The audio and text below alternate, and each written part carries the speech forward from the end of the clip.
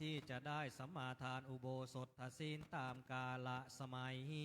พร้อมด้วยองค์8ประการให้ท่านสาธุชนอุบาสกอุบาสิกาทั้งหลายได้ทราบในเบื้องต้นก่อนแต่จะสมาทานณบัดนี้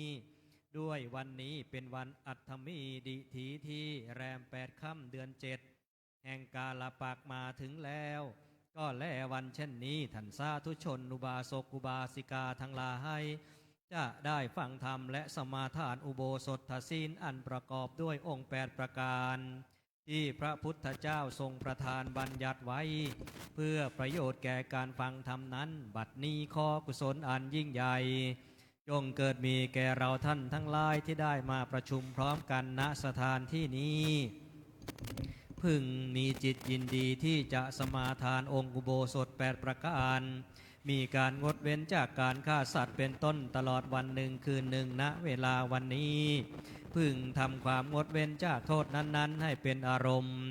อย่าได้มีจิตฟุ้งซ่านส่งไปในที่อื่นพึงสมาทานองค์อุโบสถ8ประการเหล่านี้ด้วยความเคารพเถิดเพื่อบูชาพระผู้มีพระภาคอรหันตสัมมาสัมพุทธเจ้าพระองค์นั้นด้วยธรรมานุธรรมะปฏิบัติตามกำลังของเราท่านทั้งหลายซึ่งเป็นคฤหัสถ์ด้วยว่าเราทั้งหลายได้ดำรงชีวิตมาจนถึงวันอุโบสถเช่นนี้แล้วนับว่าเป็นบุญญาราศีกุศลอันยิ่งใหญ่อย่าได้ปล่อยเวลาให้ล่วงเลยไปโดยเปล่าปราศจากประโยชน์เลยอันทานศีลภาวนาอย่าเลยละอุตสาหะสืบสร้างทางสวรรค์กุศลส่งคงนิพพานไม่นานครันเกษมสันแสนสุขสิ้นทุกภัยนิพพานังปรมังสุขังนิพพานะปัจจโยโหตุขอเชิญทุกท่านหันหน้าไปทางพระผู้เทศครับกราบพร้อมกัน3ครั้งกราบกราบกราบและสมาทานอุโบสถศีลพร้อมกันมายังพันเตติสรเนนะสหะอัตถังคะสัมมนาคตังอุโปสถังยาจามะทุติยมปิมะยังพันเตติสรเนนะสหะอัตถังคะสัมมนาคตังอุโปสถังยาจามะตติยมปิมะยังพันเตติสรเนนะสหะอัตถังคะสัมมนาคตังอุโปสถังยาจามะนะโมตัสสะภะคะวะโตอะระหะโตสัมมาสัมพุทธัสสะนะโมตัสสะภะคะวะโตอะระหะโตสัมมาสัมพุทธัสสะนะโมตัสสะภะคะวะโตอะระหะโตสัมมาสัมพุทธัสสะนะโมตัสสะภะคะวะโตอะระหะโตสัมพุทธัสสะนะโมตัสสะภะคะวะโตหะโตสัมมาสัมพุทธัสสะนะโมตัสสะภะคะวะโตอะระหะโตสัมพุทธัสสะพุทธังสรณังคัจฉามิพุทธังสรณังคัจฉามิข้าพระเจ้าถึงซึ่งพระพุทธเจ้าข้าพระเจ้าถึงซึ่งพระพุทธเจ้าเป็นที่พึ่งเป็นที่ระลึกเป็นที่พึ่งเป็นที่ระลึกธัมมังสรณังคัจฉามิธัมมังสรณังคัจฉามิข้าพระเจ้าถึงซึ่งพระธรรมข้าพระเจ้าถึงซึ่งพระธรรมเป็นที่พึ่งเป็นที่ระลึก เป็นที่พึ่งเป็นที่ระลึกสังฆังสรณังคัจฉามิ สังฆังสรณังคัจฉามิ ข้าพระเจ้าถึงซึ่งพระสงฆ์ข้าพระเจ้าถึงซึ่งพระสงฆ์เป็นที่พึ่งเป็นที่ระลึกเป็นที่พึ่งเป็นที่ระลึกทุติยัมปิพุทธังสรณังคัจฉามิ ทุติยัมปิพุทธังสรณังคัจฉามิข้าพระเจ้าถึงซึ่งพระพุทธเจ้าข้าพระเจ้าถึงซึ่งพระพุทธเจ้าเป็นที่พึ่งเป็นที่ระลึกเป็นที่พึ่งเป็นที่ระลึกแม้หนที่สองแม้หนที่สองทุติยัมปิธัมมังสรณังคัจฉามิทุติยัมปิธัมมังสรณังคัจฉามิข้าพระเจ้าถึงซึ่งพระธรรม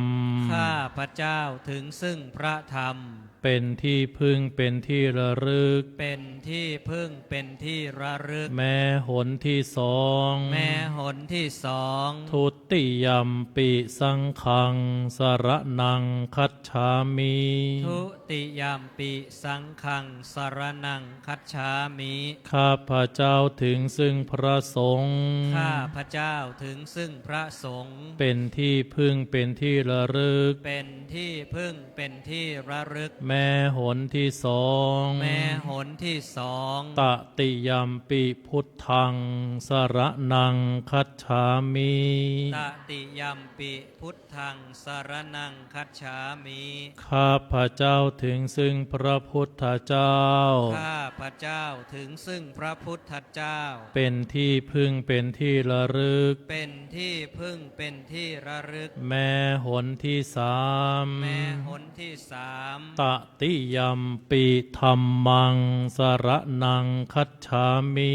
ตติยัมปิธัมมังสรณังคัจฉามิข้าพระเจ้าถึงซึ่งพระธรรมข้าพระเจ้าถึงซึ่งพระธรรมเป็นที่พึ่งเป็นที่ระลึกเป็นที่พึ่งเป็นที่ระลึกแม้หนที่สามแม้หนที่สามตติยัมปิสังฆังสรณังคัจฉามิตติยัมปิสังฆังสรณังคัจฉามิข้าพระเจ้าถึงซึ่งพระสงฆ์เป็นที่พึ่งเป็นที่ระลึกเป็นที่พึ่งเป็นที่ระลึกแม้หนที่สามแม้หนที่สามติสรณะคะมนังนิธิตังอามะพันเตปานาติปาตาเวระมณีสิกขาปะทังสมาธิยามิปานาติปาตาเวระมณีสิกขาปะทังสมาธิยามิข้าพระเจ้าสมาทานสิกขาบทข้าพระเจ้าสมาทานสิกขาบทคือเว้นจากการทำสัตว์ที่มีชีวิตให้ตกล่วงไปคือเว้นจากการทำสัตว์ที่มีชีวิตให้ตกล่วงไปด้วยกายหรือวาจาด้วยกายหรือวาจาอทินนาทานาเวระมณีสิกขาปะทังสมาธิยามิอทินนาทานาเวระมณีสิกขาปะทังสมาธิยามิข้าพระเจ้าสมาทานสิกขาบทข้าพระเจ้าสมาทานสิกขาบทคือเว้นจากถือเอาพระสดุคือเว้นจากถือเอาพัสดุอันบุคคลอื่นห่วงห้ามอันบุคคลอื่นห่วงห้ามอพรหมจริยาเวระมณีสิกขาปะทังสมาธิยามิอพรหมจริยาเวระมณีสิกขาปะทังสมาธิยามิข้าพระเจ้าสมาทานสิกขาบ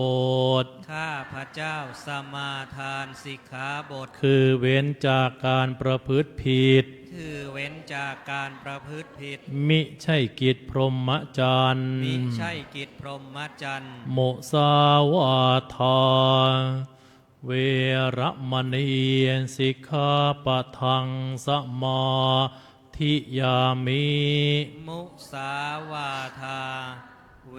ระมณีสิกขาปะทังสมาธิยามิ ข้าพระเจ้าสมาทานสิกขาบท ข้าพระเจ้าสมาทานสิกขาบท คือเว้นจากวาจาที่กล่าวเท็จไม่จริง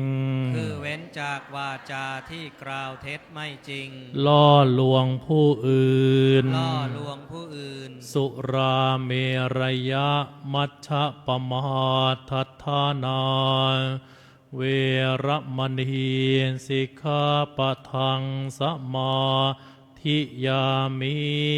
สุราเมรยะมัชฌะปมาทฐานาเวระมณีสิกขาปะทังสมาธิยามิ ข้าพระเจ้าสมาทานสิกขาบท ข้าพระเจ้าสมาทานสิกขาบท คือเว้นจากเหตุเป็นที่ตั้งแห่งความประมาท คือเว้นจากเหตุเป็นที่ตั้งแห่งความประมาท คือดื่มน้ำที่ทำผู้ดื่มให้เมา คือดื่มน้ำที่ทำผู้ดื่มให้เมา กล่าวคือสุราและเมรัย กล่าวคือสุราและเมรัย วิกาละโภชนาเวระมณีสิกขาปะทังสมาธิยามิ วิกาละโภชนา เวระมณีสิกขาปะทังสมาธิยามิ ข้าพระเจ้าสมาทานสิกขาบท ข้าพระเจ้าสมาทานสิกขาบท คือเว้นจากบริโภคอาหารในเวลาอันผิด คือเว้นจากบริโภคอาหารในเวลาอันผิด ตั้งแต่พระอาทิตย์เที่ยงแล้วไป ตั้งแต่พระอาทิตย์เที่ยงแล้วไป จนถึงอรุณขึ้นมาใหม่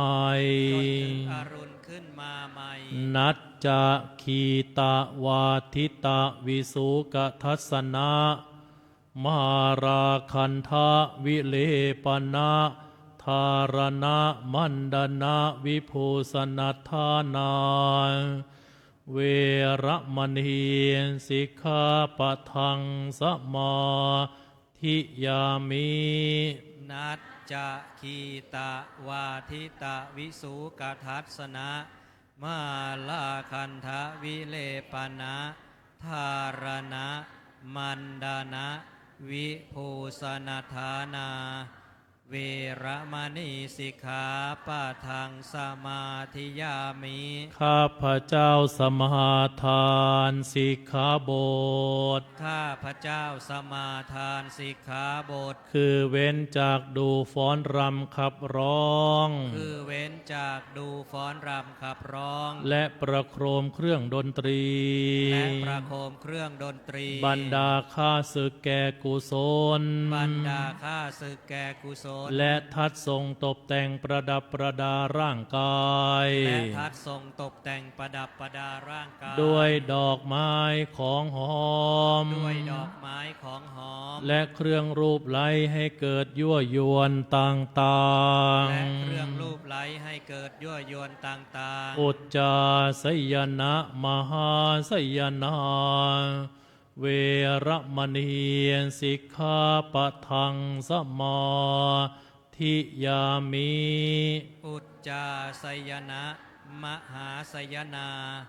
เวระมณีสิกขาปะทังสมาธิยามิ ข้าพระเจ้าสมาทานสิกขาบท ข้าพระเจ้าสมาทานสิกขาบท คือเว้นจากที่นั่งและที่นอนอันสูงใหญ่ คือเว้นจากที่นั่งและที่นอนอันสูงใหญ่ ภายในใส่นุ่นและสำลี ภายในใส่นุ่นและสำลี อิมังอัตถังคสัมมนา คตัง อิมังอัฏฐังคะสมนาคตัง พุทธปัญญตังอุโบสทัง พุทธปัญญตังอุโปสถัง อิมันจะรัตติงอิมันจะทิวสัง อิมันจารัตติงอิมันจะทิวสัง สัมมะเทวะอภิรักขิตุงสมาธิยามิ สัมมะเทวะอภิรักขิตุงสมาธิยามิ ข้าพระเจ้าสมาทานอุโบสถ ข้าพระเจ้าสมาทานอุโบสถ อันพระพุทธเจ้าทรงบัญญัติไว้ อันพระพุทธเจ้าทรงบัญญัติไว้ ประกอบไปด้วยองค์8ประการนี้ ประกอบไปด้วยองค์8ประการนี้ เพื่อจะรักษาไว้ด้วยดี เพื่อจะรักษาไว้ด้วยดี มิให้ขาดมิให้ทำลาย มิให้ขาดมิให้ทำลาย ตลอดวันหนึ่งคืนหนึ่งณเวลาวันนี้ ตลอดวันหนึ่งคืนหนึ่งณเวลาวันนี้ อิมานิอัฏฐสิกขาปทานิอุโปสัทธสีลวเสนะ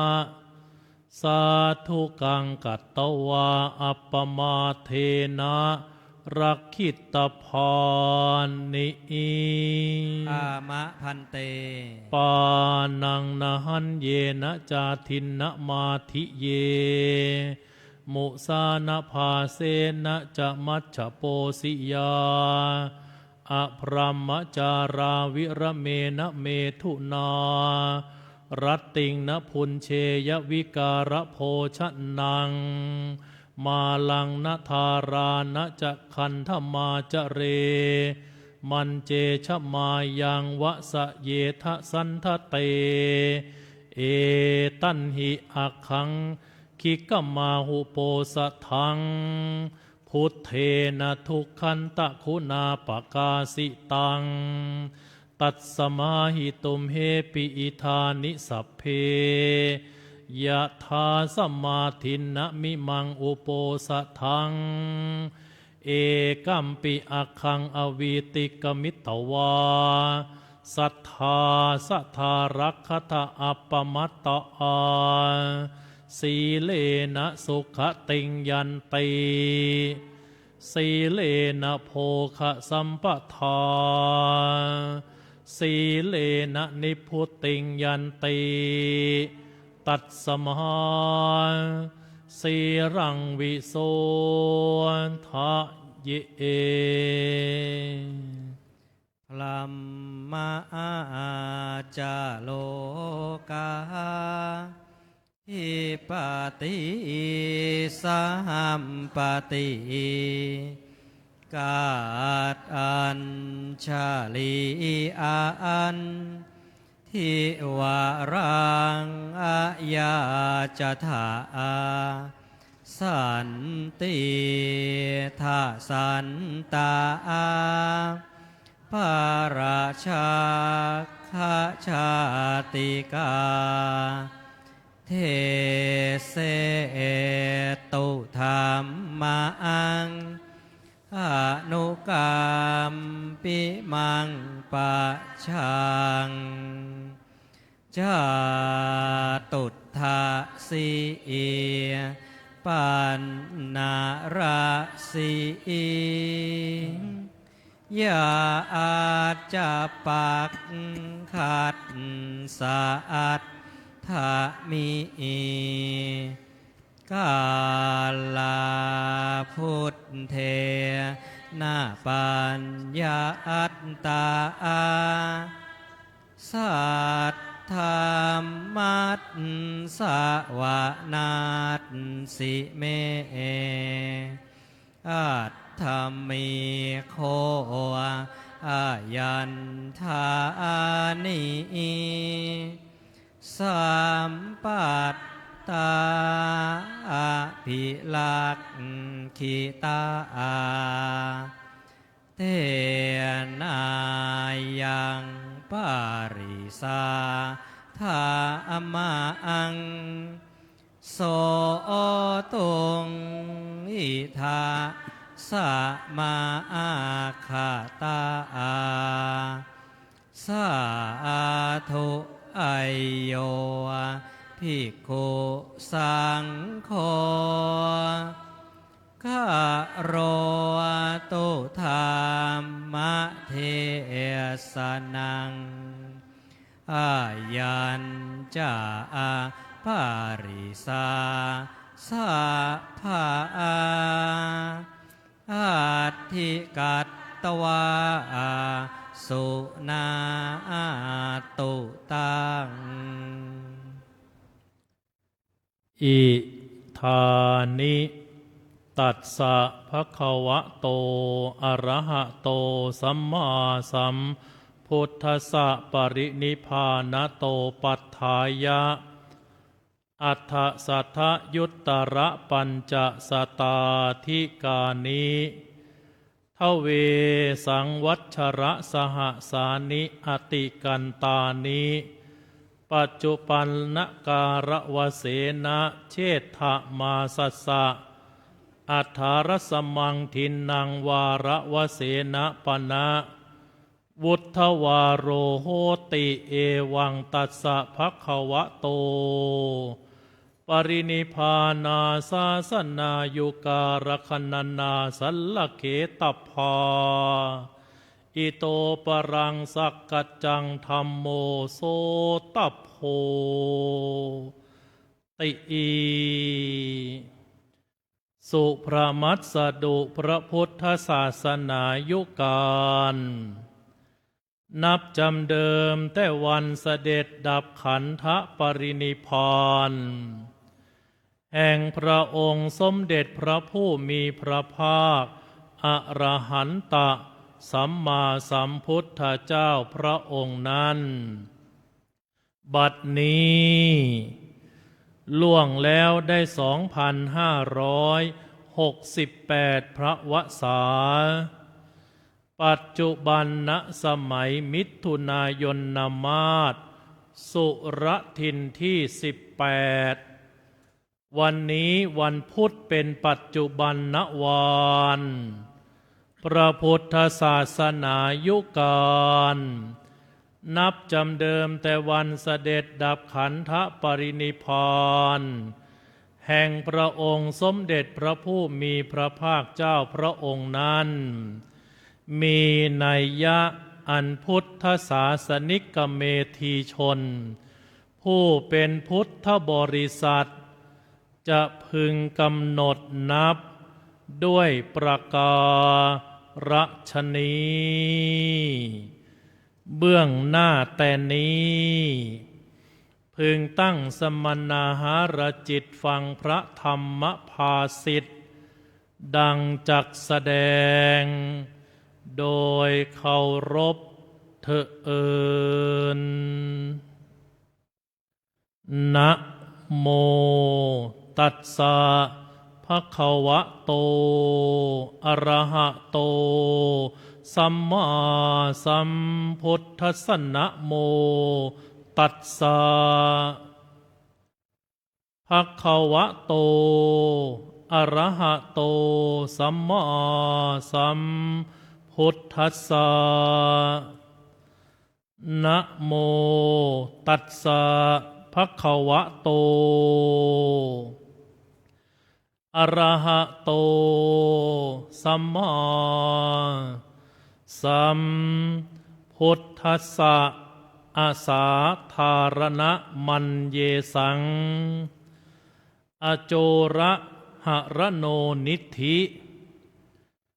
กะยิราทะทีโรบุญญานิโยนิธิอนุคามิโกติอีณบัดนี้จักแสดงพระธรรมเทศนาพรรณนาศาสโนวาทประกาศหลักธรรมคำสั่งสอนขององค์สมเด็จพระชินวรสัมมาสัมพุทธเจ้าในนิธิธรรมกถาพรรณนาว่าด้วย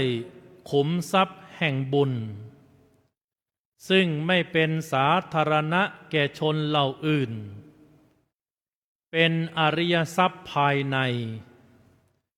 เป็นกุศลนิสัยของพุทธบริษัทผู้มีกุศลวิริยะบารมีในการสั่งสมบุญสะสมกุศลให้ก่อเกิดเป็นบุญนิธิในชีวิต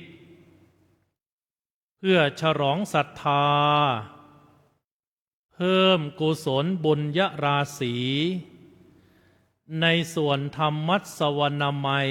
กล่าวคือบุญที่เกิดขึ้นจากการฟังธรรมในวาระวันธรรมัสวนะขึ้น8 ค่ำเดือน 7วาระนี้ซึ่งอาตมภาพได้อัญเชิญพระบาลีขึ้นเป็นอุเทศเทศนาความเบื้องต้นว่าอาสาธารณมัญเยสังอโจระหรโนนิธิเป็นต้นซึ่งแปลความว่าบุญนิธิที่เกิดขึ้นจากการสะสมบุญกุศลนี้โจรก็รักไปไม่ได้น้ำก็พัดไปไม่ได้ไฟก็ไหม้ไปไม่ได้แต่ธรรมมีคาถาที่จะก่อให้เกิดเป็นบุญจากการฟังธรรมต้องมีหลักในการฟังเพื่อความเข้าใจและนำไปใช้ได้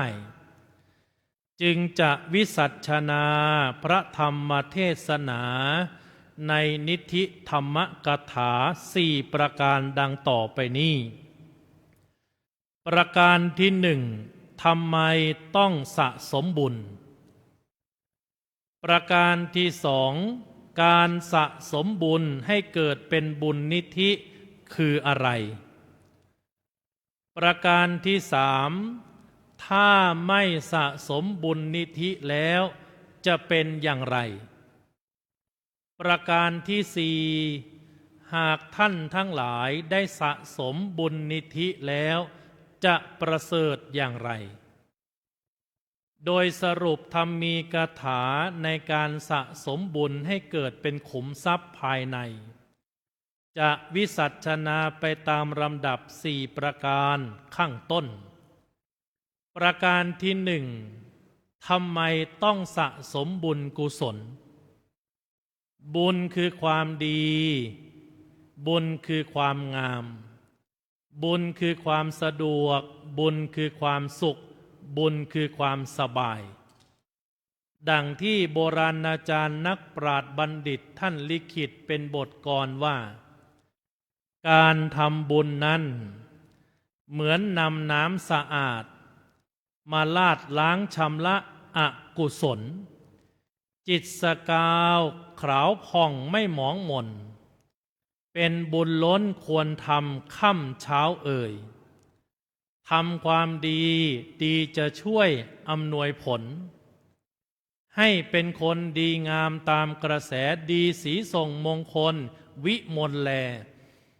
ความดีแท้แน่นักประจักษ์นานอันความดีที่ทำไว้กับใครนั้นไม่มีวันลับหายในภายหน้าดีอาจเลือนลับหายจากสายตาแต่ดีมิลาลับหายจากสายใจการทำบุญคือความดีคือความงามเป็นบุญที่ก่อให้เกิดความสุขทั้งประโยชน์ตนและประโยชน์ท่านประโยชน์ตนกล่าวคือว่าเราเองก็ไม่เดือดร้อนประโยชน์ท่านกล่าวคือว่าคนอื่นก็สบายใจอะไรที่ทำแล้วเราเดือดร้อนคนอื่นสบายไม่ควรทำอะไรที่ทำแล้วเราสบายคนอื่นเดือดร้อนไม่ควรทำอะไรที่ทำแล้วเราเองก็สะดวกคนอื่นก็สบายพึงทำบ่อยๆประการนี้บ่งชี้ว่า ทำไมต้องสะสมบุญบุญเป็นเงาเฝ้าตามติดบุญเป็นสิ่งที่ชีวิตปรารถนาบุคคลใดก็ตามที่สะสมบุญในชั้นต้นด้วยการให้ทานด้วยการแบ่งปันบุคคลนั้นจะมีความสุขเกิดขึ้นจากการให้และการแบ่งปันนี้เป็นทานเบื้องต้นถ้าเป็นบันไดของชาวพุทธ3 ขั้นการให้ทานเป็นบันไดขั้นที่1การรักษาศีลเป็นบันไดขั้นที่2การเจริญภาวนาเพื่อก่อให้เกิดความมั่นคงของจิตใจและชีวิตเป็นบันไดขั้นที่3ดังนั้นจึงเป็นเหตุให้เกิดความเป็นมงคลด้วยการที่เราท่านทั้งหลายพึงที่ต้องสร้างบุญสร้างกุศลบุญคือความสบายใจกุศลคือความฉลาด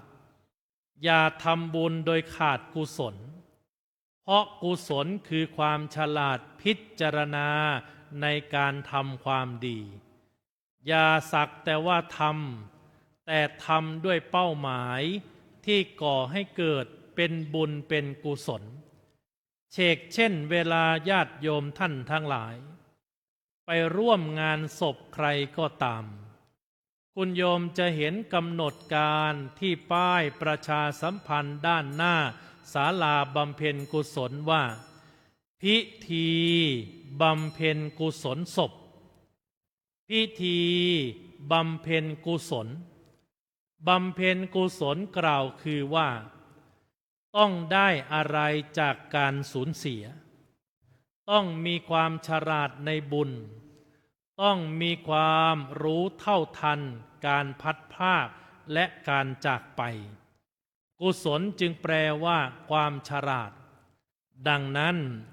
ทำไมต้องสะสมบุญกุศลสะสมสิ่งอื่นใดก็หนักก็ทุกข์แต่สะสมบุญกุศลนี้สุขสบาย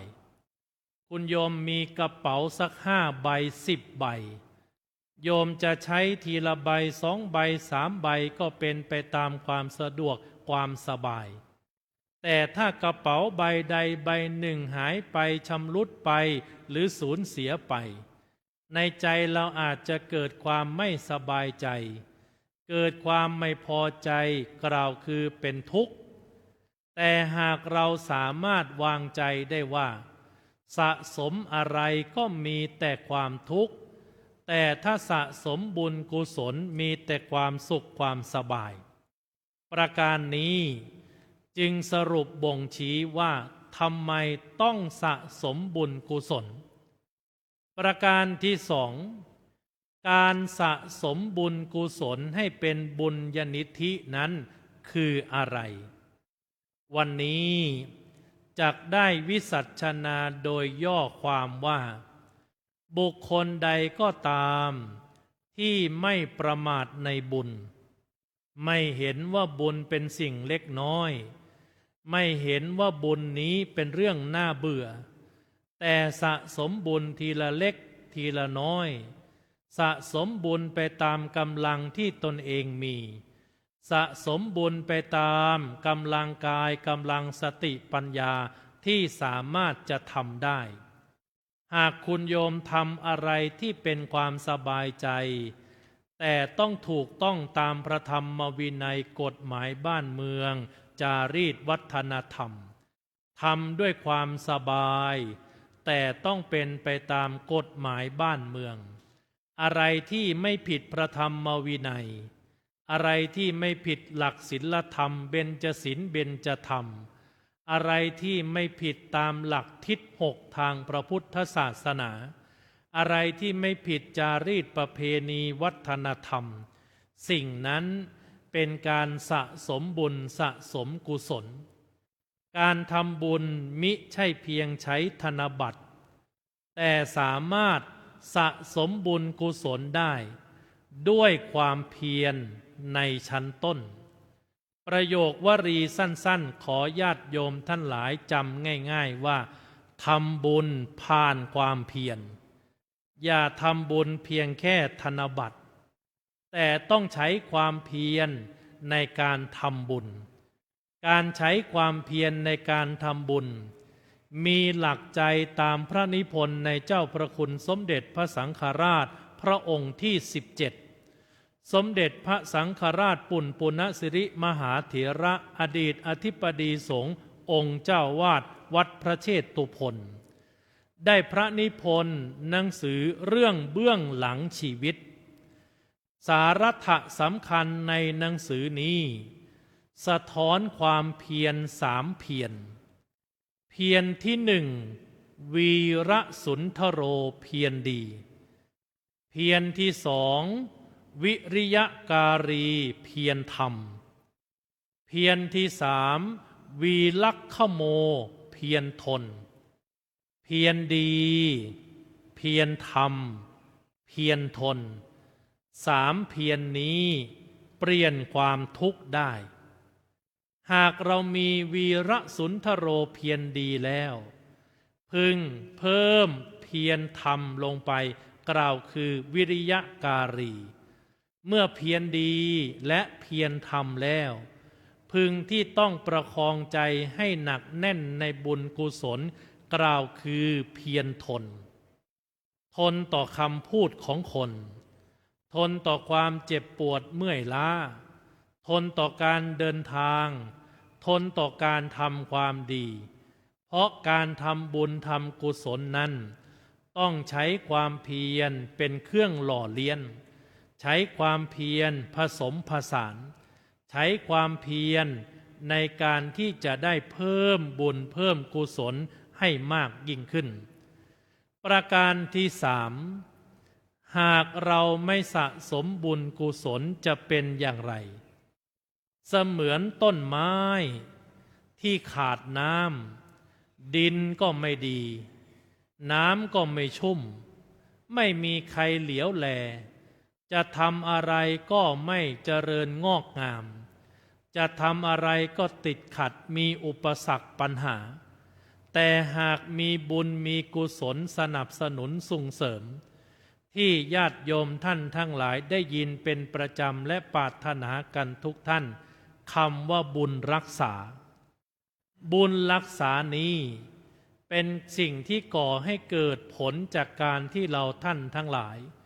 ได้สะสมบุญนิธิได้เพิ่มบุญได้เติมบุญเหมือนคุณโยมเป็นเจ้าของรถยนต์คันงามรถยนต์คันนี้ยี่ห้อดีคุณภาพสมรรถนะสูงเดินทางไปไหนใกล้ไกลได้สะดวกสบายแต่รถยนต์คันนั้นขาดน้ำมันก็จอดแน่นิ่งขยับขยื่นสตาร์ทก็ไม่ติดทำอะไรก็ไม่เกิดประโยชน์ก่อให้เกิดโทษหมายความว่าเปลืองที่จอดรถเสียเปล่าแต่ถ้ารถยนต์คันนั้นมีน้ำมันกล่าวคือมีบุญมีกุศลก็สามารถที่จะพาไปในที่ที่ปรารถนาในเป้าหมายที่ต้องการเช่นเดียวกันหากเราท่านทั้งหลายได้ก่อเกิดบุญนิธิเกิดขึ้นในจิตในใจจะเป็นสาระสำคัญประการที่4ว่าหากสะสมบุญกุศลแล้วจะประเสริฐอย่างไรอย่างน้อยที่สุดโยมจะทุกข์น้อยลงอย่างน้อยที่สุดโยมจะวางใจกับเหตุการณ์ปัญหาต่างๆที่เกิดขึ้นได้ง่ายกว่าใครได้ทันท่วงทีกว่าใครได้รู้สึกตัวได้ทันท่วงทีและสามารถวางใจตามเหตุการณ์ต่างๆได้ถูกที่ถูกทางเพราะบุญกุศลก่อให้เกิดสติก่อให้เกิดปัญญาก่อให้เกิดสมาธิเพื่อแก้ไขปัญหาการทำบุญการทำกุศลหรือการปฏิบัติธรรมนั้นมิใช่เพียงเป้าหมายความดีความงาม แต่ยังส่งให้เราท่านทั้งหลาย มีความสุขในการดำเนินชีวิต สามารถบริหารจัดการความทุกข์ได้อย่างเท่าทัน และสามารถวางใจได้อย่างถูกที่ถูกทาง มีคุณลุงท่านหนึ่ง เป็นวัยกลางคนเกือบ50 ปี เชื้อชาติอินเดีย ลุงท่านนี้เช้ามาก็หยิบอุปกรณ์ไป2-3 ชิ้น ไปเจาะอยู่ข้างภูเขาระหว่างทางกลางหมู่บ้าน เด็กวัยรุ่นเดินผ่านไปถามว่าลุงทำอะไร ลุงท่านนี้ก็พูดเสียงแผ่วเบาว่าเจาะภูเขา คนกลางคนท่านนี้ก็พูดตอบไม่รู้กี่ทีเมื่อมีคำถามว่าพี่ทำอะไรลุงทำอะไรพ่อทำอะไรตาทำอะไรก็จะตอบด้วยเสียงแผ่วๆเบาๆว่าเจาะภูเขาผ่านไปหลายปีผ่านไปหลายปีลุงท่านนี้เจาะภูเขาสำเร็จด้วยแรงกายด้วยความเพียรด้วยการทำอย่างต่อเนื่องลุงท่านนี้คนทั่วไปเรียกลุงท่านนี้ด้วยสำเนียงภาษาว่าลุงโง่ที่เรียกลุงท่านนี้ว่าลุงโง่เพราะคนอะไรคิดเจาะภูเขาด้วยมือเปล่าคิดเจาะภูเขาเพียงแค่ค้อนเพียงแค่เสี้ยวเพียงแค่เสียมเพียงแค่อุปกรณ์ไม่กี่ชิ้นจะเจาะภูเขาได้อย่างไรแต่ลุงท่านนี้ที่คนทั่วไปได้ขนานนามเรียกชื่อว่าลุงโง่กลับกลายว่าทำเป้าหมายของตนเองสำเร็จด้วยการสะสมด้วยการทำอย่างต่อเนื่องด้วยการทำด้วยความตั้งใจเหตุหนึ่งที่เป็นแรงบันดาลใจคนไปถามว่าลุงมีแรงบันดาลใจอะไรในการเจาะภูเขาลุงโง่ตอบด้วยใจที่เป็นกุศลว่าขอให้ภรรยาผมเป็นศพสุดท้ายของการเข้าถึงการรักษาของคนที่อยู่หลังภูเขาหมู่บ้านเราหมายความว่าลุงโง่เอาความทุกข์มาเป็นอุปกรณ์ในการกำจัดอุปสรรคคือการเดินทางของคนที่ป่วยที่ไข้เข้าถึงไม่ทันการรักษาพยาบาลอย่างทันท่วงทีและใช้ความรักความเมตตาที่มีต่อภรรยาคู่ชีวิตที่ต้องเสียชีวิตไปจากการไปไม่ถึงมือหมอเสียชีวิตระหว่างทางเพราะเส้นทางต้องอ้อมไกลหลาย10 กิโลแต่ลุงโง่ก็ใช้ปัญหาการสูญเสียพัดภาคมาสร้างเป็นบุญสร้างเป็นกุศลในการที่จะกำจัดอุปสรรคของคนในหมู่บ้านแต่ไม่ใช่สำเร็จเพียงแค่คำพูดไม่ใช่สำเร็จเพียงแค่ทำประเดี๋ยวประดาวแต่ลุงโง่ใช้เวลาอยู่หลาย10 ปีทำไปเรื่อยทำอย่างต่อเนื่องแต่ก็ใช้ความเพียรที่ตนเองมีเป็นเป้าหมายการสร้างบุญสร้างกุศลผ่านความเพียรพยายามจึงเป็นสิ่งที่เป็นประโยชน์ในการดำเนินชีวิตในสถานการณ์ปัจจุบันอาตมาภาพจึงสรุปพระธรรมเทศนาในวาระนี้ด้วยหลักคิด4 ประการดังต่อไปนี้หากคุณโยมปรารถนาบุญกุศลหากคุณโยมประสงค์ที่จะสะสมบุญนิธิอริยทรัพย์ภายในสามารถทำได้ด้วยเหตุ4 ประการดังต่อไปนี้ 1. เพิ่มความพยายาม 2. ลดความพยาบาท 3. ไม่คลาดจากพระอรหันต์ในเรือน 4. ไม่เคลื่อนจากพระรัตนตรัยมีหลักในการสร้างบุญนิธิ4 ประการ 1. เพิ่มความพยายาม โยมมาทุกวันธรรมสวนะอีกแค่ไม่ถึง1 เดือนข้างหน้าก็จะเข้าพรรษาการพุทธศักราช 2568 คุณโยมก็อธิษฐานใจเข้าพรรษาด้วยว่าทุกวันธรรมสวนะฉันจะเพิ่มความพยายามเชกเช่นที่ฉันมีมาอยู่แล้วกี่ปีที่ผ่านมาก็จะใช้ความเพียรพยายามให้ก่อเกิดบุญนิธิต่อเนื่องต่อไปโยมสามารถอธิษฐานใจเข้าพรรษาได้นำมาวิสัชนาให้โยมเตรียมใจไว้ว่าจะเข้าพรรษาในเดือนหน้าเราก็สามารถเพิ่มความพยายามในการที่จะใช้โอกาสนาทีทองช่วงเข้าพรรษาการในการสร้างความเพียรพยายามให้เกิดขึ้นในสถานการณ์ปัจจุบันเราสามารถใช้ปัญหาในสถานการณ์แต่ละวันมาเป็นอารมณ์พระกรรมฐานได้คุณโยมมีอะไรที่ไม่ถูกใจมีใครมาพูดไม่ถูกหูมองเห็นดูอะไรไม่สบายตาหรือมีอะไรที่มากระทบกระเทือนกระแทกในใจเราก็สามารถเพิ่มขันติบารมีเพิ่มทานบารมีให้เกิดความพยายามมากขึ้นใจเย็นมากขึ้นอดทนมากขึ้นให้อภัยได้ง่ายขึ้นนั่นเป็นบุญนิธิในชีวิตของเราประการที่2ลดความพยาบาทหลายครั้งเราก็หลงไปกับอารมณ์ยั่วยุคำพูดของคนเหตุการณ์ที่เป็นเพียงแค่เสี้ยวหนึ่งของความจริงนำมาประจานนำมาส่งต่อนำมาโพสต์นำมาแชร์เราก็ลงไปเล่นในสงครามแห่งอาการยั่วยุจนบางครั้งบางทีก็ตกไปเป็นทาสของอารมณ์แต่หากเราสามารถสะสมบุญนิธิ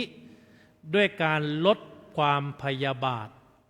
ความพยาบาทก่อให้เกิดความประมาทและก่อให้เกิดความไม่ฉลาดในการใช้ชีวิตหากเราสามารถสร้างบุญนิธิด้วยการลดความพยาบาทอะไรที่เราสามารถที่จะผ่อนสั้นผ่อนยาวได้อะไรที่เราจะสามารถรู้ร้อนรู้หนาวได้อะไรที่เราจะสามารถผ่อนทำให้เบาลงได้เราก็ลดความพยาบาทประการที่3ไม่คลาดจากพระอรหันต์ในเรือนหมายความว่าเราเองในฐานะพุทธบริษัทมีพระพุทธผู้สูงล้ำมีพระธรรมผู้สูงเลิศมีพระสงฆ์ผู้ก่อเกิดถือกำเนิดเป็นพระรัตนตรัยเป็นสรณะที่พึ่งอันเกษมเราก็ไม่ลืมพระอรหันต์ในเรือนกล่าวคือบุพการีบุพการีถึงแม้จะมีชีวิตอยู่หรือท่านสูญสิ้นชีวิตไปแล้วเราก็สามารถที่จะบูชาพระคุณของท่านตอบแทนพระคุณของท่านดังสำนวนโบราณที่นักปราชญ์บัณฑิตท่านเตือนคนทำบุญว่าอย่ายกสำรับกับข้าวข้ามหัวพระอรหันต์หมายความว่าเราก็ทำบุญสุนทานมากแต่บางครั้งบางทีเราก็ลืมพระอรหันต์ในเรือนพระประธานนั่งอยู่กลางบ้านคือพ่อคือแม่ประการสุดท้ายไม่เคลื่อนจากพระรัตนตรัยพระรัตนตรัยเป็นแก้วอันประเสริฐเป็นสรณะที่พึ่งอันเกษมหากเรามีความเข้าใจได้ชัดเจนว่าพระพุทธเจ้าเป็นเสมือนครูเป็นเสมือนผู้เป็นต้นแบบเราอย่ามองเพียงแค่พระพุทธเจ้ามีอิทธิฤทธิ์พระพุทธเจ้ามีความศักดิ์สิทธิ์แต่เราต้องมองวิถีชีวิตและการแก้ไขปัญหาการปฏิบัติกิจของพระองค์ด้วยอย่ามองเพียงแค่พระพุทธเจ้าเหาะเหินเดินอากาศ เสกสรรปั้นแต่งให้คนนั้นเป็นอย่างนี้คนนั้นเป็นอย่างนั้นแต่พระพุทธองค์ก็บ่งชี้ไว้ชัดเจนว่าปัจจตังเป็นของเฉพาะตนเป็นสิ่งที่เราท่านทั้งหลายฝึกฝนสะสมได้ด้วยตนเองพระองค์เป็นแต่เพียงผู้บอกพระองค์เป็นแต่เพียงผู้แนะนำพระองค์ไม่ได้ชี้โทษไม่ได้ชี้ภัยให้ใครเป็นไปตามที่พระองค์ท่านตรัสแต่พระองค์ท่านตรัสว่าทำอย่างนี้จักได้ผลเช่นนั้นประพฤติเช่นนี้จักได้รับผลเช่นนี้เป็นต้นพระพุทธเจ้าจึงเป็นสรณะที่พึ่งอันเกษมสูงสุดลำดับที่หนึ่งลำดับที่สองคือพระธรรมพระธรรมคือคำสอนพระวินัยคือคำสั่งในฐานะพุทธบริษัทพระธรรมเป็นสิ่งสำคัญอย่างน้อยที่สุดมีหิริความละอายแก่ใจมีโอตตัปปะความเกรงกลัวต่อผลกรรมที่เราทำสิ่งนี้ชื่อได้ว่าเราได้ศึกษาพระธรรมแต่ธรรมะไม่รักษาผู้ฟังธรรมธรรมะจักรักษาผู้ประพฤติธรรม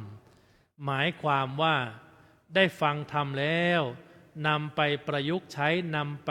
ต่อยอดนำไปส่งเสริมชีวิตสิ่งนั้นธรรมะจักอำนวยพรลำดับที่สามพระสงฆ์พระสงฆ์คือผู้ที่เป็นเนื้อนาบุญเป็นผู้ที่นำบุญนำกุศลเป็นสะพานบุญให้ท่านทั้งหลายได้บำเพ็ญกุศลได้สัปปายะสะดวกสบายยิ่งขึ้นและพระสงฆ์เป็นกัลยาณมิตรเป็นกัลยาณธรรมก่อให้เกิดความสบายใจในการสร้างบุญสร้างกุศลและส่งเสริมสนับสนุนให้อุบาสกอุบาสิกาได้ร่วมกันสร้างบุญสร้างกุศลให้ก่อเกิดเป็นบุญนิธิดังวิสัชนาทั้งสี่ประการกล่าวคือเพิ่มความพยายามลดความพยาบาทไม่คลาดจากพระอรหันต์ในเรือนและไม่เคลื่อนจากพระรัตนตรัยจักเป็นบุญเป็นกุศลให้ท่านทั้งหลายในฐานะพุทธศาสนิกเมธีชนมีผาสุขวิหารธรรมมีกุศลเป็นอริยทรัพย์ภายในดังพระบาลีอุเทศเทศนาที่อัตตมภาพได้อัญเชิญขึ้นเป็นอุเทศบทความเบื้องต้นว่าอาสาธารณะมันเยสังอโจระหรโนนิธิกยิราถะทีโรบุญญานิโยนิธิอนุคัมมิโกเป็นต้นแปลความว่าบุญคือขุมทรัพย์ไม่เป็นสาธารณะแก่ชนเหล่าอื่นโจรก็ขโมยไปไม่ได้บุญนิธิอันใดติดตามตนไปได้ปราชญ์ผู้เป็นบัณฑิตพึงสะสมบุญนิธิอันนั้นเถิดเทศนาปริโยสาเนในอวสานแห่งการแสดงพระธรรมเทศนาในนิธิธรรมกถาวิสัชนาว่าด้วยการสร้างสะสมบุญกุศลให้เป็นอริยทรัพย์ภายในขออนุโมทนาสาธุการต่อกุศลเจตนาของอุบาสกอุบาสิกาพุทธศาสนิกเมธีชนวัดพระเชตุพนวิมลมังคารารามราชวรมหาวิหารและพุทธศาสนิกเมธีชนผู้ติดตามรับชมรับฟังผ่านการไลฟ์สดเฟซบุ๊กไลฟ์เพจวัดพระเชตุพนวิมลมังคารารามและเพจสถานีวิทยุโลกพระพุทธศาสนาเฉลิมพระเกียรติวัดพระเชตุพนขออนุโมทนาสาธุการอุบาสกอุบาสิกาผู้มีกุศลเจตนาในการบำเพ็ญทานศีลภาวนาสัมมาปฏิบัติเนื่องในวันธรรมสวนะสมาทานอุโบสถศีลทำวัดเช้าฟังพระธรรมเทศนาถวายสังฆทานปฏิบัติธรรม และฟังพระธรรมเทศนาสองธรรมาสปุจฉาวิสัชนาตลอดวันธรรมสวนะขอกุศลนิสัยอันเป็นบุญนิธิได้อำนวยพรชัยให้ท่านทั้งหลายมีผาสุขวิหารธรรมมีความร่มเย็นเป็นสุขสวัสดีภายใต้ร่มบารมีธรรมแห่งสถาบันชาติสถาบันพระพุทธศาสนาและสถาบันพระมหากษัตริย์มีครอบครัวที่อบอุ่นด้วยพระธรรมมีสุขภาพพรรณนามัยที่แข็งแรงสมบูรณ์โรคภัยไข้เจ็บที่หนักขอให้เบาขอให้เบาบางจางหายสลายไปในที่สุดทุกคนทุกประการแสดงพระธรรมเทศนามาสมสมัยแก่เวลาจึงขอสมมุติยุติลงคงพระธรรมเทศนาไว้แต่เพียงเท่านี้เอวังก็มีด้วยประการฉนี้หันธรรมยังสาธุกรังกโรมะเสเอสาธุสาธุสาธุ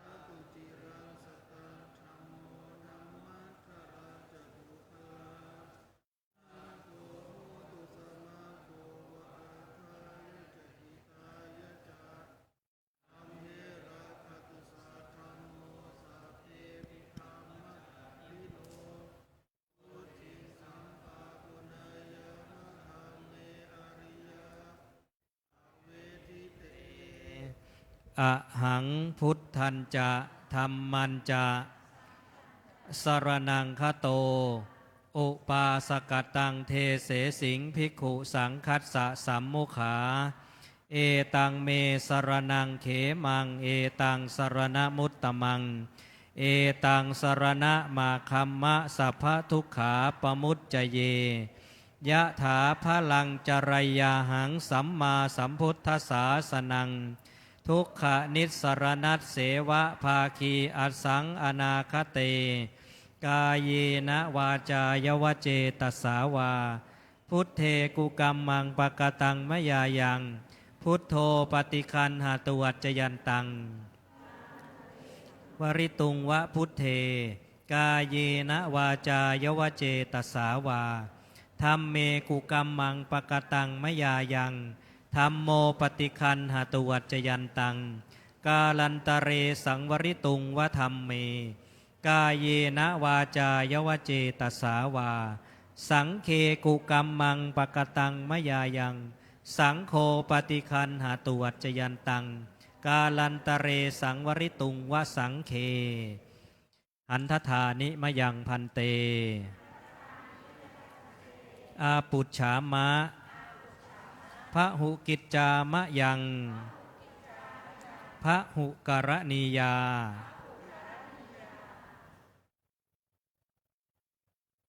สาธุพันเต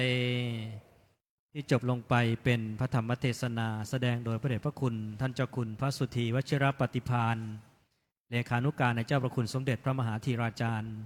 ผู้ช่วยเจ้าอาวาสวัดพระเชตุพนรองประธานฝ่ายเผยแผ่วัดพระเชตุพนนะครับลำดับต่อไปเรียนเชิญทุกท่านได้น้อมถวาย จตุปัจจัยเครื่องกันเทศแด่พระเดชพระคุณท่านเจ้าคุณอาจารย์นะครับวันนี้ท่านแสดงพระธรรมเทศนาเรียกว่าเป็นการพิเศษนะเพื่อที่ฉลองศรัทธาอุบาสกอุบาสิกาทุกท่านลำดับต่อไปเชิญทุกท่านนะครับอนุโมทนาบุญพร้อมกันครับสาธุสาธุสาธุอนุโมทามิวันนี้ก็มีอุบาสกอุบาสิกาจำนวนมากนะวันนี้เรียกว่าจำนวนมากมาร่วมกิจกรรมวันพระวัดพระเชตุพนนะครับพระธรรมเทศนาที่พระเดชพระคุณท่านเจ้าคุณอาจารย์แสดงนั้นสรุปใจความว่าให้ศรัทธาสาธุชนนั้นได้เพิ่มความพยายามลดความพยาบาทไม่คลาดจากพระอรหันต์ในเรือนไม่เคลื่อนจากพระรัตนตรัยเป็นวิธีในการสะสมบุญนะครับลำดับต่อไปก็ขอเรียนเชิญอุบาสกอุบาสิกาทุกท่านร่วมกันถวายสังฆทานที่พระระเบียงพระโบสถด้านหน้านะวันนี้เห็นบรรยากาศของอุบาสกอุบาสิกามาร่วมกันถวาย